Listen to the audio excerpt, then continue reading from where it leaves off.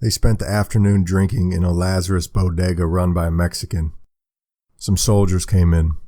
An altercation took place. Toadvine was on his feet, swaying. A peacemaker rose from among the soldiers, and soon the principals were seated again. But minutes later, Brown, on his way back from the bar, poured a picture of aguardiente over a young soldier and set him afire with his cigar. The man ran outside mute, save for the whoosh of the flames, and the flames were pale blue and then invisible in the sunlight, and he fought them in the street like a man beset with bees or madness, and then he fell over in the road and burned up. By the time they got to him with a bucket of water, he had blackened and shriveled in the mud like an enormous spider. The ferry stood idle all that day. By evening, the drunkenness and revelry had begun afresh, and the shrieks of young girls carried across the water to the pilgrims huddled in their camp. Someone had given the idiot whiskey mixed with sarsaparilla, and this thing which could little more than walk had commenced to dance before the fire, with loping simian steps, moving with great gravity and smacking its loose wet lips. When they entered Glanton's chamber, he lurched upright and glared wildly about him. The small clay room he occupied was entirely filled with a brass bed he'd appropriated from some migrating family, and he sat in it like a debauched feudal baron, while his weapons hung in a rich array from the finials. Caballo and Pelo mounted into the actual bed with him and stood there, while one of the attending tribunal handed him at his right side a common axe, the hickory helve of which was carved with pagan motifs and tasseled with the feathers of predatory birds.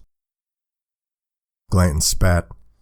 "Hack away, you mean red nigger," he said, and the old man raised the axe and split the head of John Joel Glanton to the thrapple. When day broke, the fires had burned out, and slender terminals of smoke stood from the plain at 3 separate points of the compass, and the enemy had gone. Crossing the dry pan toward them from the east was a large figure, attended by a smaller. Toadvine and the ex-priest watched. "What do you make it to be?" The ex-priest shook his head. Toadvine cupped his hand and whistled sharply down to the kid. He sat up with the pistol. He clambered up the slope with his stiff leg. The 3 men lay watching. It was the judge and the imbecile. They were both of them naked, and they neared through the desert dawn like beings of a mode little more than tangential to the world at large. Their figures now quick with clarity, and now fugitive in the strangeness of that same light, like things whose very portent renders them ambiguous, like things so charged with meaning that their forms are dimmed. The 3 at the well watched mutely this transit out of the breaking day, and even though there was no longer any question as to what it was that approached, yet none would name it.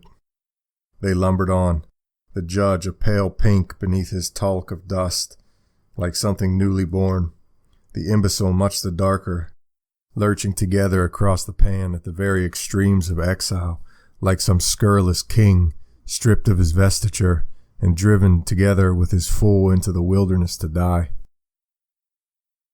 Those who travel in desert places do indeed meet with creatures surpassing all description. The watchers at the well rose the better to witness these arrivals. The imbecile was fairly loping along to keep pace.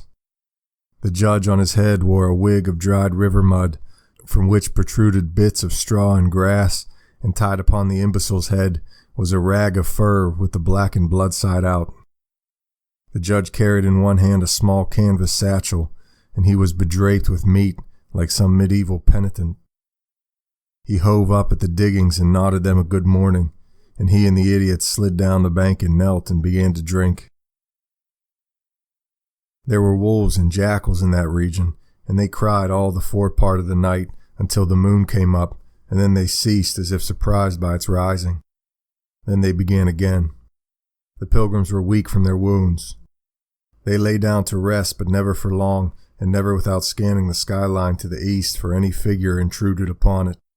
And they shivered in the barren desert, wind coming out of whatever godless quadrant, cold and sterile, and bearing news of nothing at all. When day came, they made their way to a slight rise on the endless flat, and squatted in the loose shale, and watched the sun's rising.